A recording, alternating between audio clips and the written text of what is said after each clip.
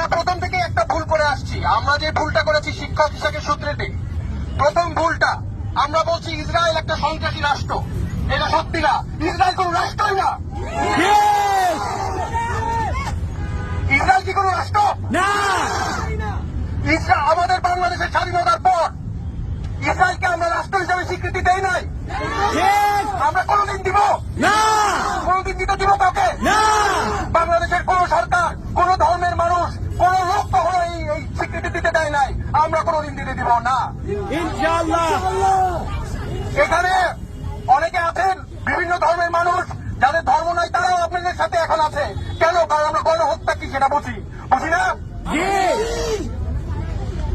আমি আপনাদেরকে বলতে চাই, আমাদের এখানে আসার কারণ কি?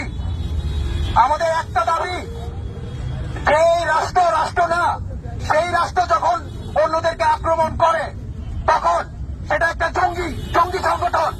সে কখনো রাষ্ট্র দেয় না। ইসরায়েল কি জঙ্গি সংগঠন? আমরা কখনো ইসরায়েলকে রাষ্ট্র মানি না। তাতে আমরা বাংলাদেশের সরকারকে কূটনৈতিক ভাবে নেতৃত্ব নিতে বলবো। আমরা দাবি জানাই যে বাংলাদেশের সরকার ইসরায়েলকে রাষ্ট্র হিসাবে মানে নাই, কিন্তু এখন তাদেরকে স্বীকৃতি দিতে হবে জঙ্গি সংগঠন হিসাবে। আমরা যখনই দেখি অনলাইনে ইন্টারভিউয়ের সময়, তখনই ওরা কি বলে? হামাসকে কন্ডেম করতে বলে।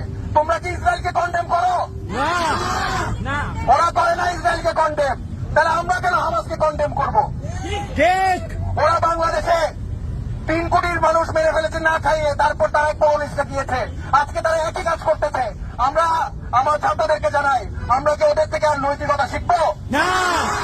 পশ্চিমাদের নৈতিকতা আমরা শিখবো না। মানবতাকে আমরা কোথার থেকে শিখবো? পশ্চিমাদের থেকে শিখবো না। আমরা মানবতা শিখবো যে আমাদের 8,000 টাকা বেতনে যে ভাইরা প্যালেস্টাইনের জন্য আপনাদের কাছে ডোনেট করেছে, যেই ভাইরার বেতন আপনাদের সিকিউরিটি মামার 8,000 টাকা বেতন, তারপরও আপনাদেরকে ডোনেট করেছে। ফুড পান্ডার ছেলেরা কষ্ট করে কাজ কামায়, তারপরেও তারা প্যালেস্টাইনকে ডোনেট করেছে। তাদের থেকে আমরা মানবতা শিখবো। এই পশ্চিমাদের গণহত্যার মানবতা আমরা জানি না, আমরা শিখতে চাই না। এখন থেকে আমরা বয়কট করে দিলাম পশ্চিমাদের মানবতা। আমি ইংলিশে কিছু বলতে চাচ্ছি। আমরা সবসময় আমার স্পিচ শেষ করছি, আমরা যে ভুল দিয়ে একটা শুরু করেছি ভুল দিয়ে শেষ করি। আমরা বারবার বলি ফ্রি প্যালেস্টাইন। প্যালেস্টাইন কে ফ্রি করে দিবে আপনাদের জন্য? কে করবে? কেউ করবে না। কাদের করতে হবে? বাংলাদেশিদের করতে হবে। কাদের করতে হবে? সায়নিস্টরা। আপনারা সাইফুল আজমের কথা জানেন। সাইফুল আজম একা আমাদের বাংলাদেশ বিমানের, সে বাংলাদেশ বিমান বাহিনীর একজন ক্যাপ্টেন ছিল, সে একা 4টা ইসরায়েলি প্লেন ফেলে দিয়েছে একা। ওদের অত্যাধুনিক বিমান দিয়ে আমাদের সাইফুল আজমকে কিছু করতে পারে নাই। এবং এখন পর্যন্ত রেকর্ড আছে, এখন পর্যন্ত ইসরায়েলের একজন বাংলাদেশি 4টা প্লেন ফেলেছে, এর বেশি কেউ ফেলতে পারে নাই। Who's going to free Palestine?